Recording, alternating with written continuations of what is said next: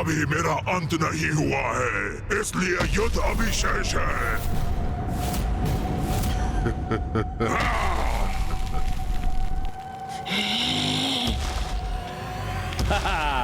अति उत्तम रुरु, ये हुई ना बात। हाँ रुरु, जाओ अंत कर दो इसका। प्रमाणित करो कि तुम महाबली रुरु हो।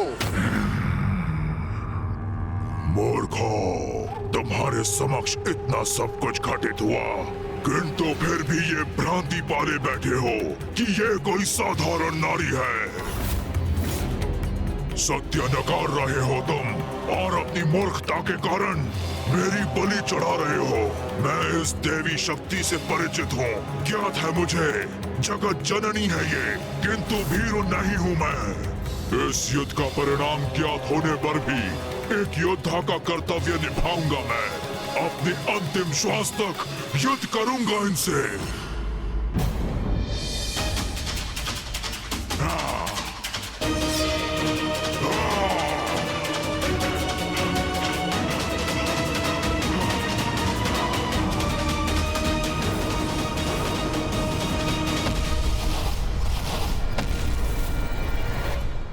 ये कैसी मूर्खता है? उस असुर को मां की शक्ति, उनकी दिव्यता का भान है, तब भी वो उनकी शरण में जाने के स्थान पर उनसे युद्ध करने जा रहा है। यही तो आसुरी प्रवृत्ति है भैया।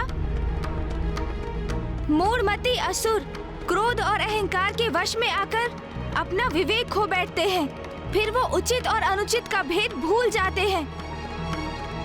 जैसे रुरु सब कुछ ज्ञात होने पर भी एक मिथ्या कर्तव्य निष्ठा के भाव से प्रेरित होकर माँ से युद्ध कर रहा है और उन्हें पराजित करने की मूर्खता भरी चेष्टा कर रहा है वो। और उसका यह दुस्साहस उसके विनाश का कारण अवश्य बनेगा।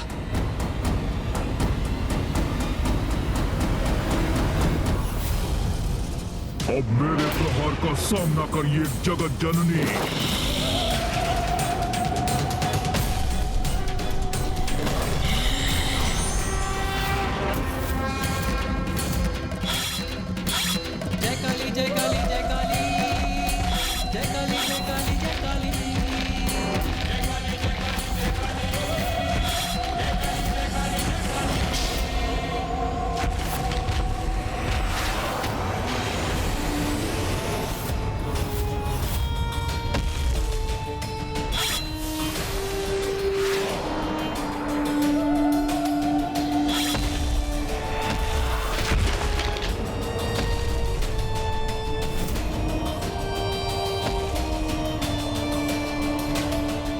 ये तो रुरु पर हावी हो रही है। हाँ भ्रातामुंड, अद्भुत है जगत जननी का युद्ध कौशल। वो तो जैसे रुरु के साथ युद्ध नहीं, क्रीड़ा कर रही हैं।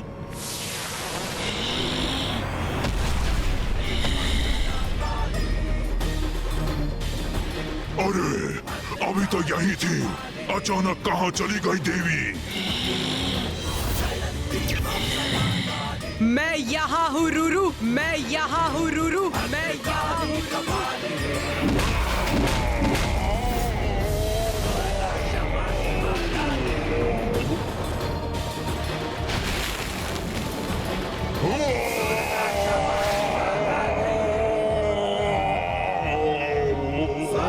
देवी वहाँ है, वहाँ ऊपर।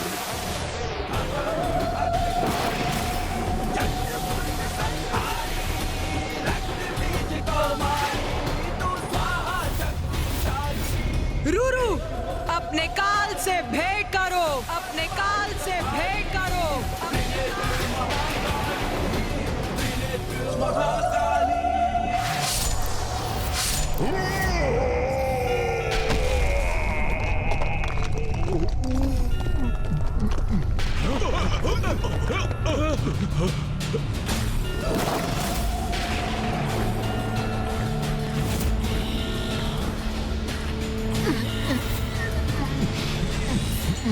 मुझे क्षमा करे जगत जननी, मैं ये युद्ध करने के लिए विवश था। मुझ पर कृपा कीजिए देवी। अपने जीवन काल में आपका शरणागत न बन सका, किंतु मृत्यु पर्यंत मुझे अपनी शरण में अवश्य रखिएगा।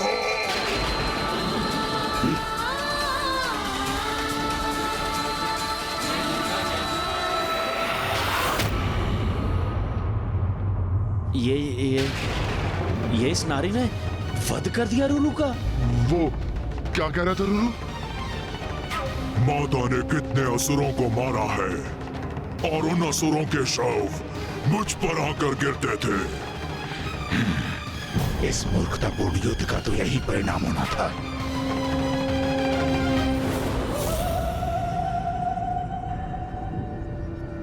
भ्राता चंड, ये तो वास्तव में बहुत शक्तिशाली है। क्या करेंगे अब हम?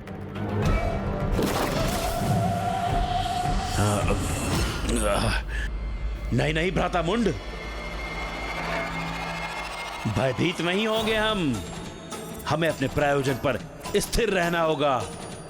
अपने आत्मविश्वास को भंग नहीं होने देना है। हमारी शक्तियों के समक्ष कोई नारी नहीं टिक सकती, और वैसे भी कोई शक्ति नहीं है, माया है, और माया का प्रयोग कर रही है। शक्ति है या माया? किंतु बहुत भयानक है, और मैं अभी मरना नहीं चाहता। मेरी अभी आयु ही क्या है? मैं मृत्यु के मुख में अभी प्रवेश नहीं करना चाहता, और वो भी एक नारी का हाथों। भ्राता मुंड का कथन तो उचित है। माया से ही वध किया है उसने रुरु का, फिर भी वध तो कर ही दिया ना। हम उसके समक्ष गए तो कदाचित हमारी भी ऐसी ही दुर्दशा करेगी।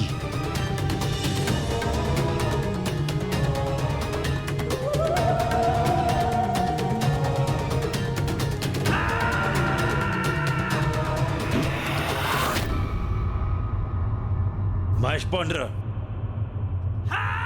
महेश पौंड्र, क्या हुआ? ये तुम मुझे देखकर मुंह क्यों घुमा रहे हो? क्योंकि मैं भली भांति जानता हूँ कि तुम मुझसे क्या करवाना चाहते हो। क्या करवाना चाहता हूँ? अर्थात ये कि तुम चाहते हो कि मैं देवी के साथ युद्ध करूं, किंतु मैं ऐसा कदापि नहीं करूंगा। क्यों नहीं करोगे युद्ध? ये हमारा आदेश है तुम्हें। आदेश दिया है तो क्या हो गया? मैं तुम्हारे आदेश का पालन नहीं करूंगा। जाओ, नहीं करूंगा मैं युद्ध। यही निर्णय है तुम्हारा? तब तो मैं तुम्हें भीषण दंड दूंगा। अवश्य दंड देना, मुझे उससे कोई समस्या नहीं है। मैं तुमसे युद्ध करने के लिए प्रस्तुत हूं, और तुमसे ही क्यों, मैं अकेला तुम दोनों को पराजित कर सकता हूं। अच्छा, तो असुर महानायक शुंभ को दिया हुआ वचन भूल गए तुम? उस वचन को नहीं निभाओगे? वही वचन तो तुमने भी दिया था ना उन्हें। तो जाओ, स्वयं ही युद्ध कर लो। मैं तुम्हें जगत जननी द्वारा प्रताड़ित होते हुए देखने का आनंद अवश्य लूंगा।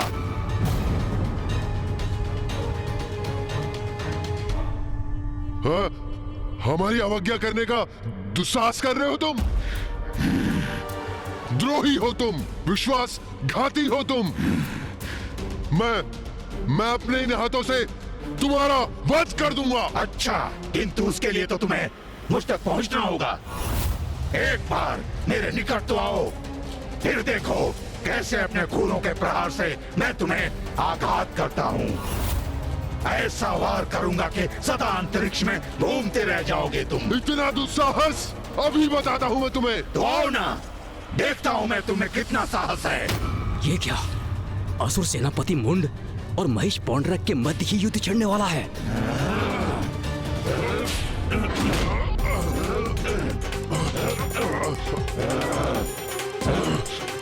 रुक जाओ, रुक जाओ, रुक जाओ दोनों।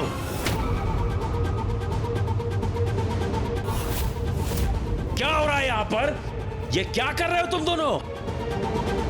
हम यहाँ एक दूसरे से युद्ध करने नहीं आए हैं। मैं विनती करता हूं तुम दोनों से, रुक जाओ, मत करो ऐसा। मैंने कहा रुक जाओ। मेरे मार्ग से हट जाओ भ्राता मुंड। मैं इस दुष्ट के नेत्र निकाल लूंगा। अरे हटो, डींगे हाँकना बंद करो। बहुत देखे हैं तुम्हारे जैसे। मेरे नेत्र निकालोगे तुम? उसके पूर्व ही मैं अपने सिंहों को तुम्हारे उदर के आर पार कर दूंगा। शांत हो जाओ, शांत हो जाओ। भ्राता चंड, आप इतने व्याकुल क्यों हो रहे हैं? भ्राता मुंड, आप दोनों एक दूसरे पर टूट पड़ेंगे तो व्याकुल नहीं होऊंगा मैं। उचित है, उचित है। कुछ भी उचित नहीं है। क्या उचित है? देखो देवी को भूखी प्रतीत हो रही है वो। रक्तपान करेंगी वो, सबका रक्तपान। ये ज्ञात है मुझे, तभी शांत होंगी वो। अरे मुझे तो कुछ कहने दीजिए, मेरे विचारों का क्रम मत भंग कीजिए।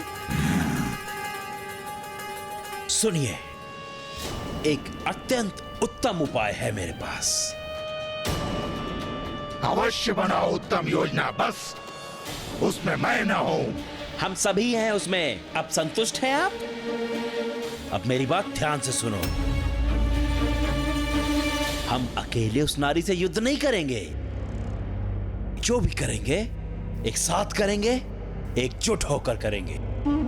यदि वो अपनी माया का प्रयोग कर हमारे योद्धाओं का वध कर रही है, तो हम भी अपनी शक्तियों को एकत्र कर उनका प्रयोग उस पर करेंगे और उस पर टूट पड़ेंगे।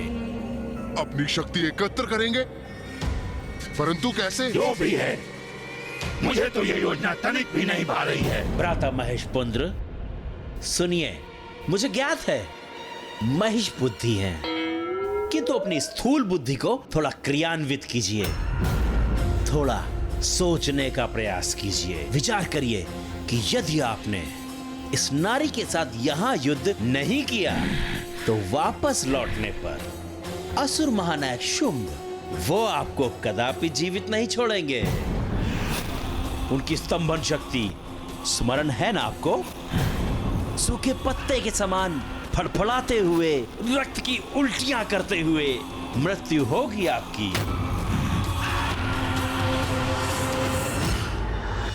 ये मूर्ख तो उचित कह रहा है। देवी से युद्ध करने के अतिरिक्त और कोई विकल्प नहीं है मेरे पास। और अहंकारी शुंभ से मृत्यु प्राप्त करूं, उससे तो अधिक उचित है कि जगत जननी ही मेरा वध करे। उचित है फिर, मैं युद्ध के लिए प्रस्तुत हूं। किंतु तुम दोनों भ्राता युद्ध करने के लिए अधिक उत्सुक नहीं प्रतीत हो रहे हो मुझे। नहीं नहीं, ये संशय कहां से उत्पन्न हो गया आपके मन में? हम दोनों भी युद्ध करेंगे, अवश्य करेंगे। हम सब एकजुट होकर उसे चारों ओर से घेर लेंगे और एक साथ उस पर प्रहार करेंगे, उस पर आक्रमण करेंगे। क्या हुआ? संपन्न हो गई तुम्हारी यंत्रणा?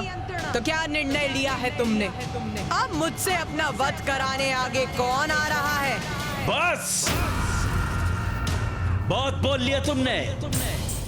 रूरू का वध अवश्य कर लिया तुमने, किंतु अब देखना किस प्रकार तुम्हें तुम्हारी मृत्यु प्राप्त होगी।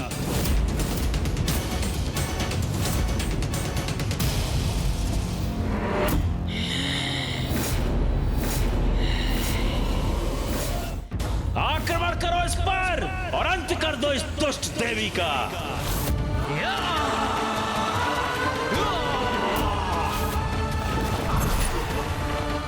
मुझे क्षमा करें जगत जननी, मैं ये युद्ध करने के लिए विवश हूं।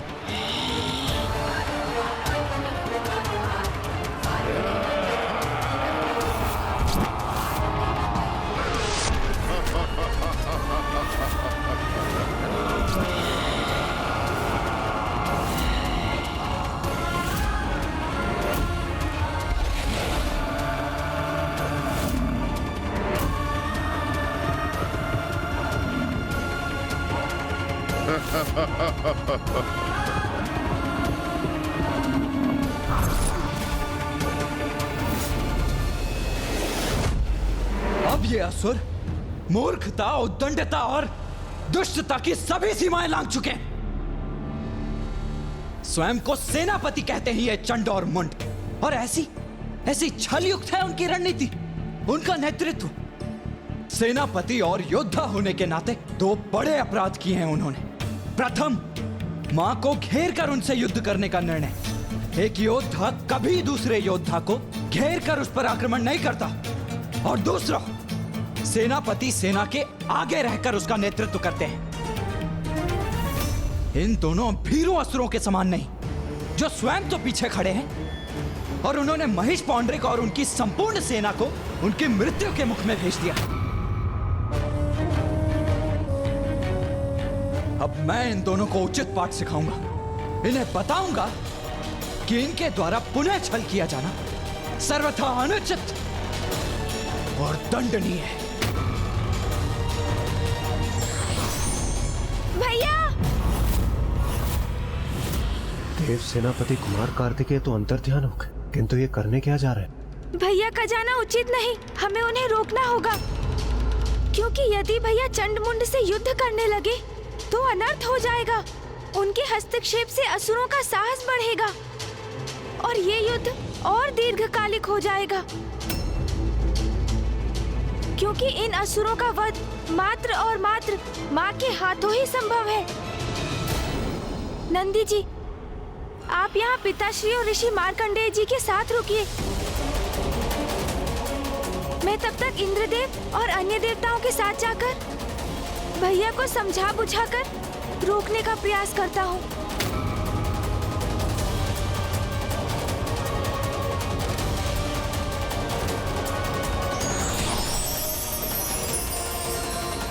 मुझे आभास हो रहा है कि माता की लीला का कोई बहुत बड़ा परिणाम होने जा रहा है।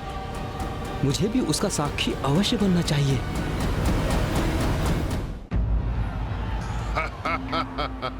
हाँ व्रताचंड, अति उत्तम योजना बनाई है आपने। अब सांप भी मर जाएगा और लाठी भी नहीं टूटेगी। हम असुर सेनापति हैं व्रतामुंड। इतने तुच्छ से युद्ध में हमारी मृत्यु हो जाए, यह सर्वथा अनुचित है। अब इस मूर्ख महिष पौंड्र और हमारी असुर सेना को युद्ध करने दो इस काली से। जब इस युद्ध का अंत होगा तब हम देवी कौशिकी को अपना बंदी बना लेंगे।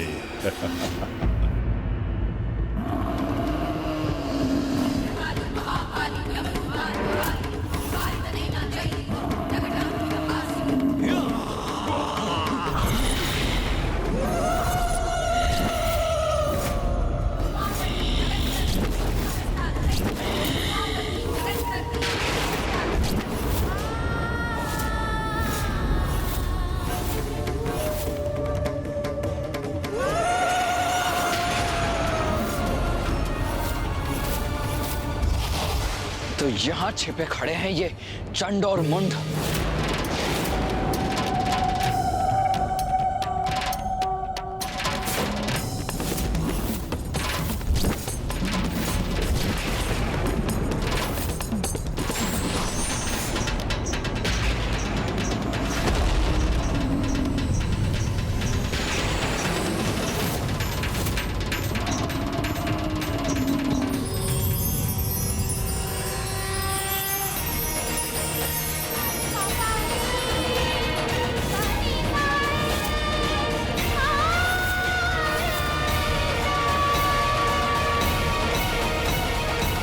प्रणाम देवी काली, आपसे ही मेरी उत्पत्ति हुई है।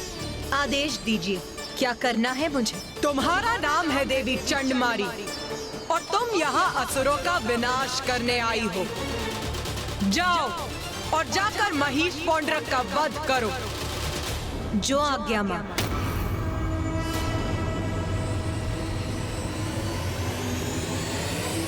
अब ये कौन सी नवीन नारी प्रकट हो गई?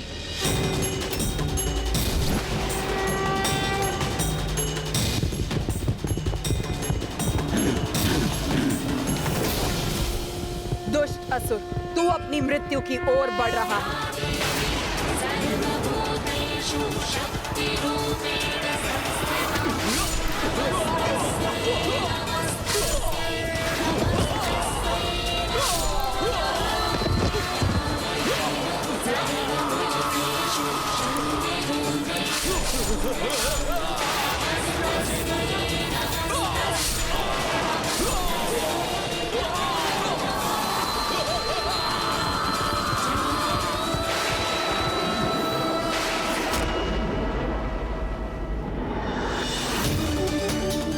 ये तो और भी प्रचंड योद्धा है। कितनी सहजता से हमारे असुर सैनिकों का संहार कर रही है ये। भैया, मुझे ज्ञात है आप माँ की सहायता करने के लिए आतुर हो रहे हैं। मैं भी वही करना चाहता हूँ भैया, किंतु देखिए माँ तो स्वयं एक सेना के समान है।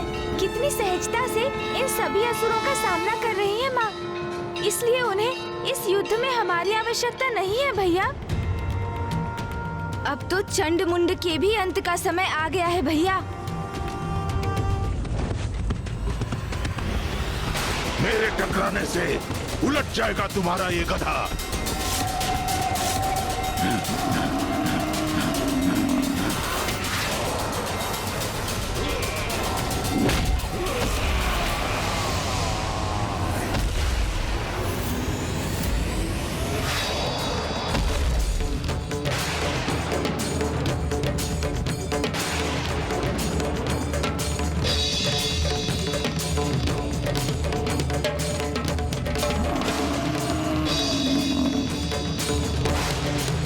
मुझ पर वार किया देवी, तो अब आपको मेरा प्रहार भी सहना होगा। आज जो भी सहोगे वो तुम ही सहोगे दुष्ट असुर।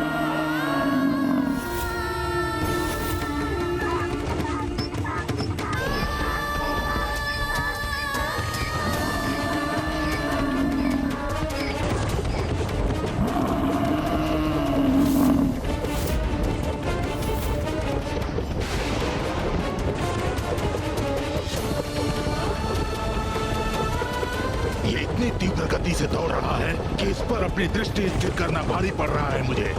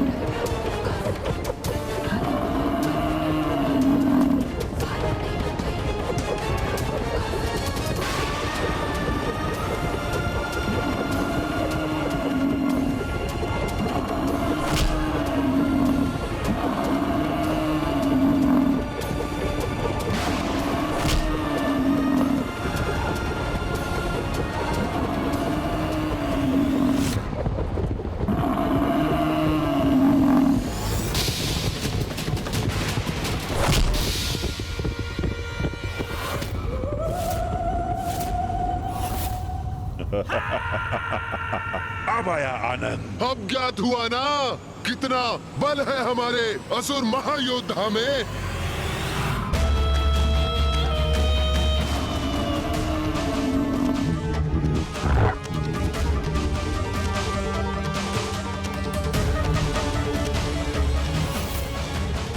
अरे ये देवी कहाँ चली गई?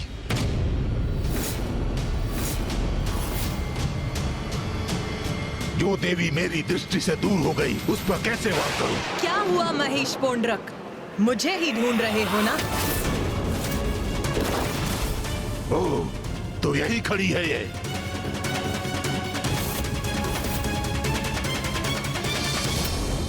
अब तुम्हारा अंत समय भी आ गया।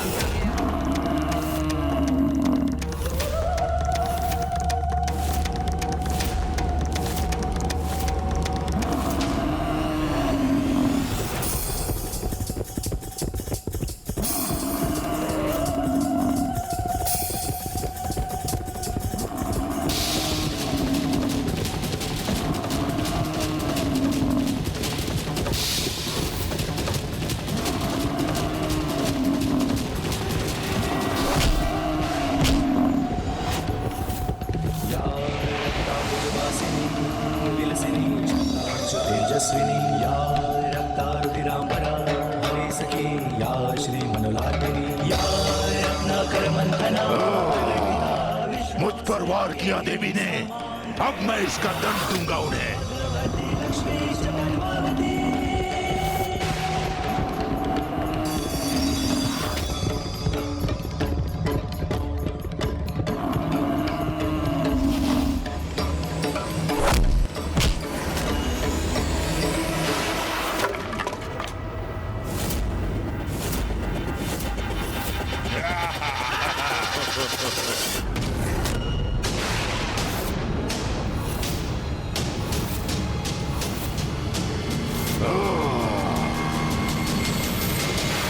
देखा भ्रातामुंड, किस प्रकार महेश पौंद्र ने उस देवी का दंड विलक कर दिया।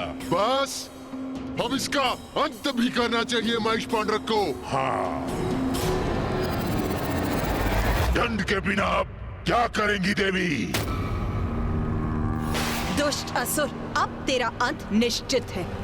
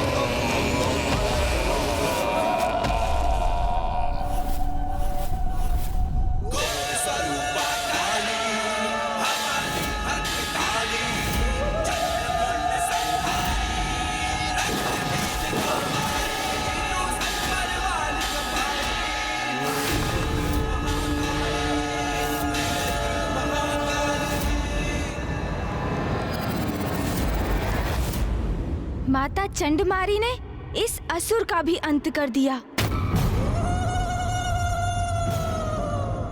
महेश पौंद्र का भी वध कर दिया। इस देवी ने कितनी निर्ममता के साथ उसका वध किया, आपने देखा भ्रातामुंड?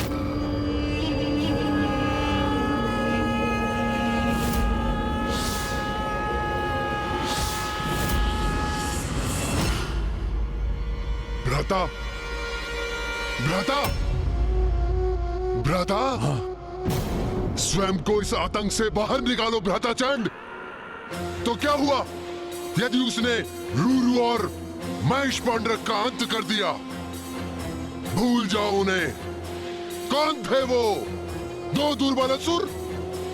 स्मरण करो, कौन है हम, कितनी शक्तियां हैं हमारे पास।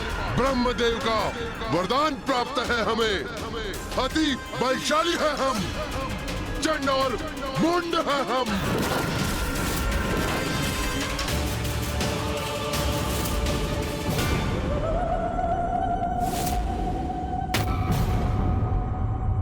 उन दोनों ने हमें उन देवियों के पराक्रम की गाथा क्या सुना दी?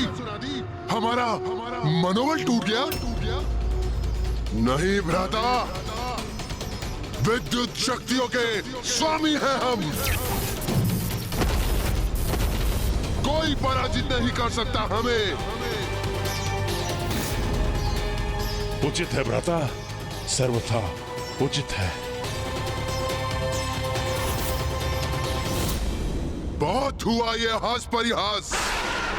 यदि हमने उस काली का वध किया, उस कौशिकी को अपने वश में कर लिया, तो असुरों के समस्त इतिहास में तो हमारा नाम स्वर्णिम अक्षरों से लिखा जाएगा। सोचो भ्राता, जगत जननी के भक्षक होंगे हम, सर्व शक्तिशाली होंगे हम। यदि हमने इसका वध कर दिया तो उस मिथ्यासुर महानायक को उसके पद से हटाकर पूरे त्रिलोक के स्वामी बन जाएंगे हम।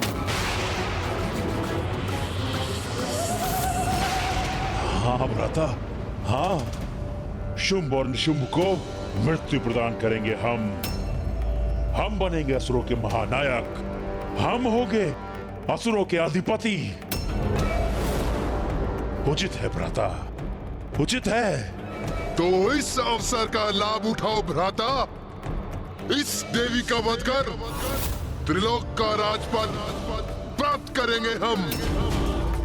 राजपद, त्रिलोक का राजपद उचित है।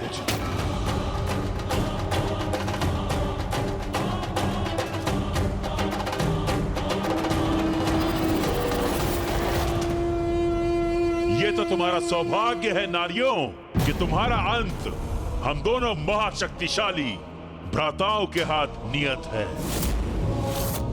इतना सब होने के पश्चात हम तुम्हारा अंत इतनी सहजता से नहीं करेंगे। अपने भयंकर अंत के लिए तैयार हो जाओ तुम सब।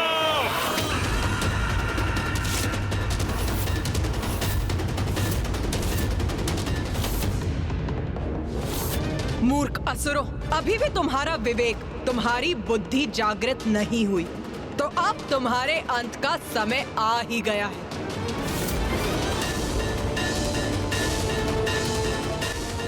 चंड और मुंड शक्तिशाली अवश्य हैं, किंतु माँ काली, माँ चंडमारी और माँ कौशिकी का क्रोध भी अपने चरम पर है। अब जो होगा उचित ही होगा। चिंता मत करो देवी, तुम्हारी मृत्यु अवश्य होगी, किंतु उसमें अधिक समय नहीं लगाएंगे हम, क्योंकि तुम तो हमारे वास्तविक कार्य में एक बाधा मात्र हो, जिसे अपने मार्ग से हटाकर अपने वास्तविक लक्ष्य यानी देवी कौशिकी तक पहुंचकर उसे बंदी बना लेंगे हम।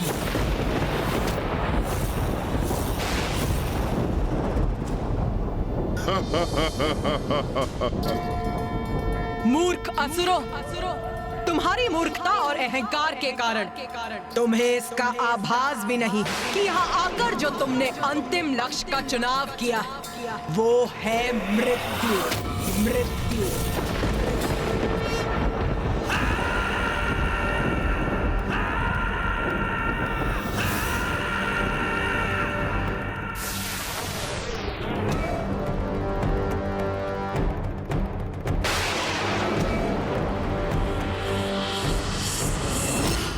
मेरे असुर सैनिकों, इन तुच्छ नारियों ने हमारे समक्ष शीश उठाने का, हमें चुनौती देने का दुस्साहस किया है, जिसका भयंकर दंड इन्हें अवश्य मिलना चाहिए।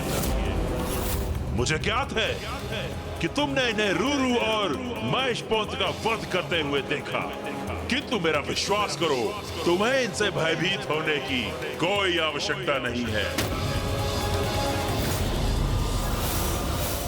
असुर वीरों, रूरू और महेश पांड्रेक पराजित हुए, क्योंकि वे दोनों युद्ध से पूर्व ही अपनी पराजय स्वीकार कर चुके थे, आतंकित थे इस देवी से।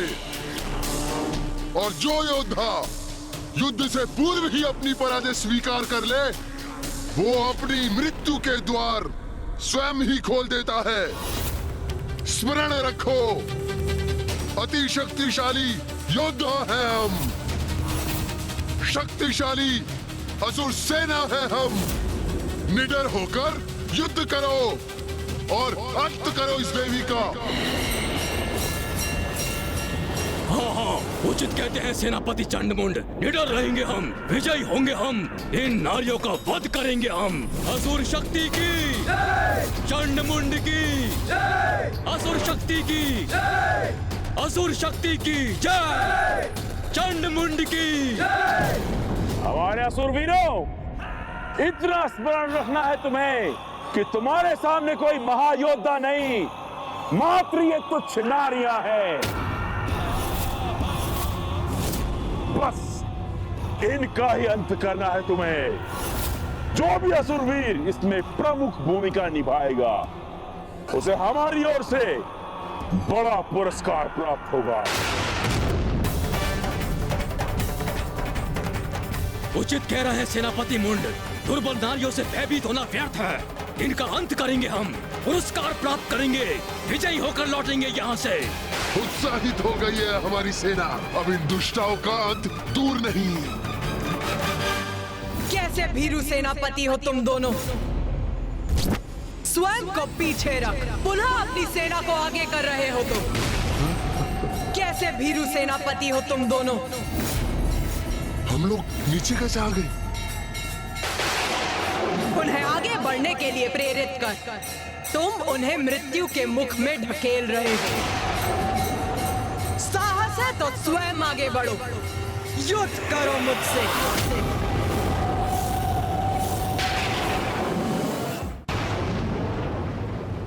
मैं तो तुम्हें एक सहज मृत्यु देना चाहता था, किंतु प्रतीत होता है कि तुम मेरे हाथों ही मृत्यु चाहती हो। तो ठीक है, फिर यही उचित है।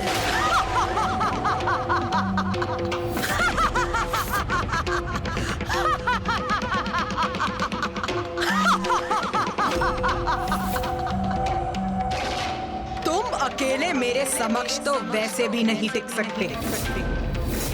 तो सुनो मूर्ख, मैं तुम्हें एक अवसर और देती हूँ। तुम और तुम्हारे भ्राता दोनों मिलकर मुझ पर वार करो।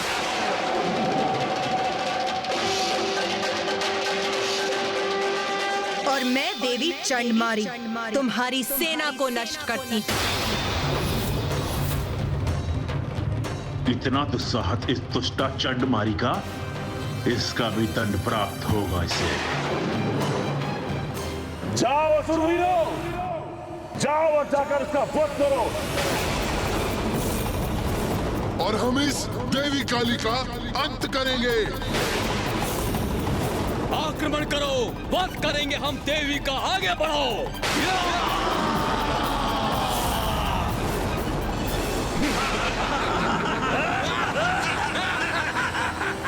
मुझे अनुमति दीजिए माता।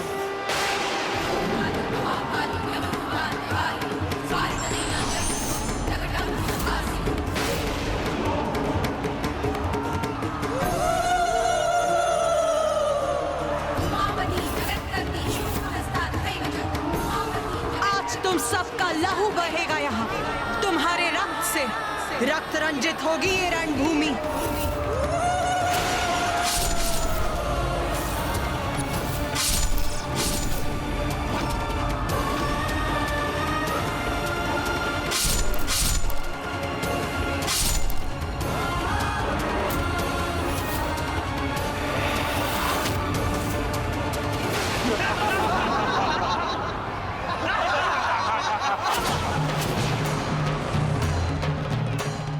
आज तुम चारों ओर से घिरी हो देवी, हमसे तुम्हारी रक्षा आज कोई नहीं कर सकता।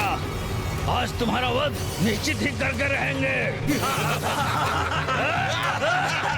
कौन किसका वध करेगा ये तो अभी स्पष्ट हो जाएगा।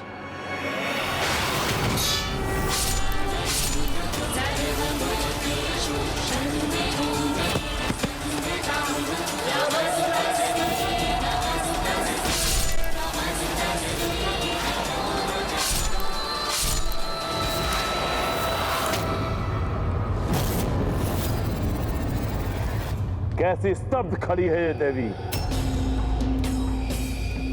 लगता है हमसे भयभीत हो गई है।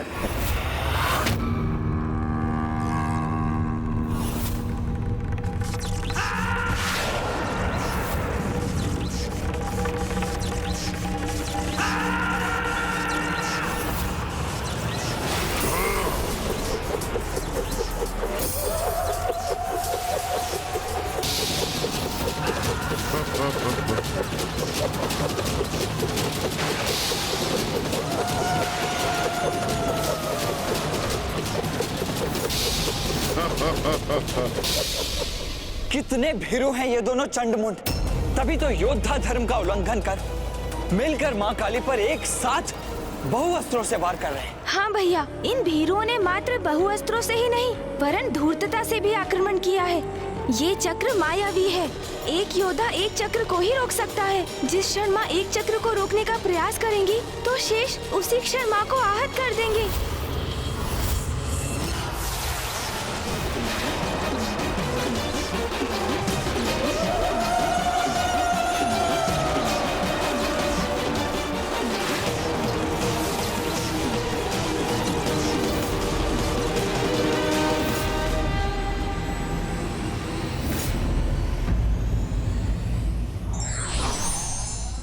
नारी को दुर्बल समझने की भूल करने वाला शक्तिशाली नहीं अपितु निर्बल होता है। विघ्नहर्ता श्री गणेश के अद्भुत शक्तियों से भरे वीडियोस देखने के लिए चैनल को सब्सक्राइब करना न भूलें और साथ ही बेल आइकॉन भी दबाएं।